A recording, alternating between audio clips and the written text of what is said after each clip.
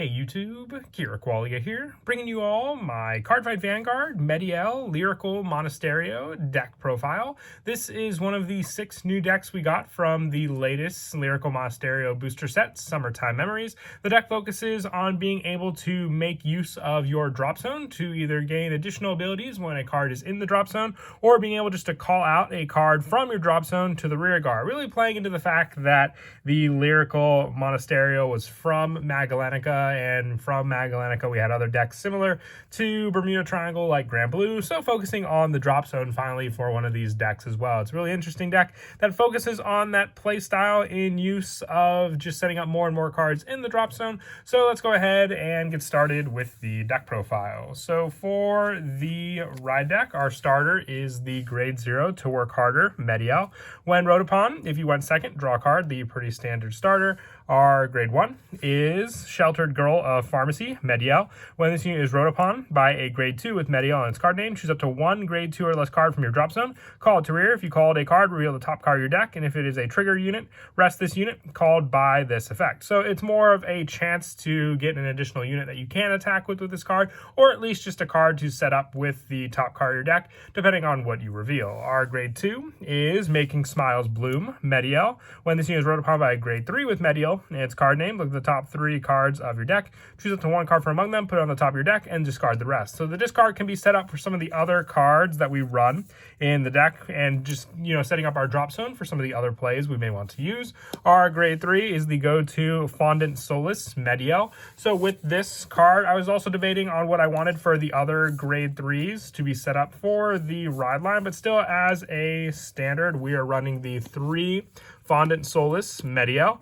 On the Vanguard Circle, once per turn, you can counterblast 2, reveal the top card of your deck, and perform one of the following effects below, depending on that card's type. If it is a normal unit, put that revealed card into your hand, choose a card from your drop zone, call it to rear, and that called unit gets critical +1 till end of turn. If it's a trigger unit, you countercharge 1, choose a card from your drop zone, and call it to rear. So it makes up for the heavy investment on the call. If you're revealed a trigger, you really don't want to have to call that. Instead, it just gives you more of an option, but still giving you the option, if you call it a non-trigger, to be able to at least have that rear guard gain an extra critical for that pressure. For the other Grade 3 that I run the deck, 2 copies of Flapping Sound of the Wind, Chris J. With this card, when this unit is placed on rear from drop, choose one of your Vanguards with Mediell on its card name, and that unit and this unit get +5,000 to end of turn. So if this is one of the cards you call off of Mediell, you can at least have the additional power thanks to this card as well from the call, and also giving the additional +5 to your Vanguard. So if you Persona Ride, that's 28k in total, meaning your opponent can't just guard with one 15k shield to block the attack. They'll have to put down at least one other card to make it an easy no guard for that card to go off of the drive check. For our Grade 2s, ideally I do want to run 4 copies of the Deary Flowers Elise. With this card, during the battle, this unit attacked a Grade 3 or greater unit. It gets +5,000. And when this unit is placed on rear from the drop zone by the ability of your Grade 3 or greater Vanguard with Mediell on its card name, you can choose, this unit gets the ability, with this card being played for it at the end of the battle that your Vanguard attacked. You can Soul Blast 1, stand this unit, and then until the end of turn, giving you your multiple attacks for the play. I have one Refresh Breeze Alu in the place of a 4th copy, but you do definitely want to run 4 of this card. It's just more of a better setup card because you can get your multiple attacks thanks to this card if you have the Soul Blast to use. I also run 4 copies for some of the other Grade 2s, 4 copies of Solus Lacrima Ninon. When this unit is placed on rear, if you have a Vanguard with Mediell and its card name, look at the top card of your deck, put it on the top of your deck or into your soul. If you put it into your soul, look at the top card of your deck. So this gives you more and more setup to use with Mediell, just knowing what the top card of your deck will be. So another definite 4 of, so when you invest in the Counterblast 2, you at least know potentially what the top card of your deck will be, and also what you have for the option of what to call out from your drop zone with the other card you revealed also. And then lastly, for the Grade 2 units, just 2 copies of Refresh Breeze Alu. I ran the one as a placeholder for our Grade 2 Dearly Flowers Elise, but I still wanted to run 2 more copies just as an extra 5k guard option. On the guard circle during the battle, your Vanguard with Mediell and its card name is attacked, it gets +5,000 shield. So if you have this card early game, you do have an option to guard against your opponent with an additional shield thanks to this card. Otherwise, it's still a 10k rear guard that can attack, and the potential 5k shield when placed on the guard circle after intercepting. And that is it for the grade 2s. Moving on now to the grade 1s.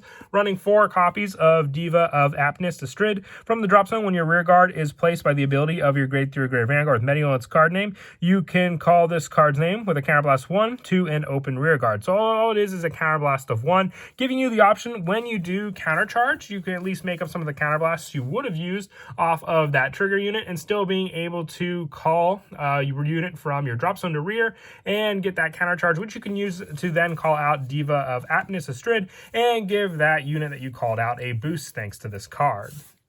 And then the other grade 1s that I run, 4 copies of Refreshing Basking Jute. If you have a Vanguard with Mediell and its card name, put this unit into your soul, look at the top card of your deck, and put it on the top or bottom of your deck. If you put it on the bottom of your deck, choose one of your units, and it gets plus 5,000 to end of turn. So if you have the trigger unit by chance and you put it on the top, or you know what you want to put on the top of the deck, so you could work it with Mediell's main card ability, you can at least have that set up. And if not, and you decide to put it on the bottom of the deck because it's not really a card you want to call, or one you want to save for later and not, risk going into your drop zone, you'll at least have a plus 5,000 for one of your units thanks to this card. And also building up some soul power, which you'll need for other cards in the deck like your Elise. The last of the grade 1s that I run in the deck, aside from the Sentinels, are just the 3 copies of Meddlesome Wellness Committee Phyllis.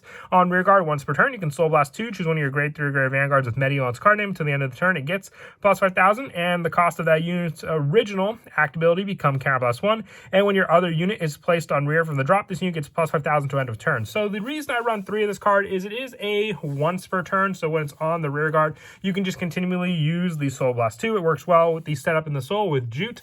If you want to run a 4th copy of this card, you can always put in a 4th copy by taking out 1 copy of Diva of Aptness Astrid for a 4th copy of this, just so you have a better chance to set it up on the rear guard. Otherwise, I do like it still at the 3, just for better chances of setting up the 1 you need, and then being able to have a Mediell that just needs a Counterblast of 1, and if you reveal a trigger, you can even countercharge and make up for that Counterblast.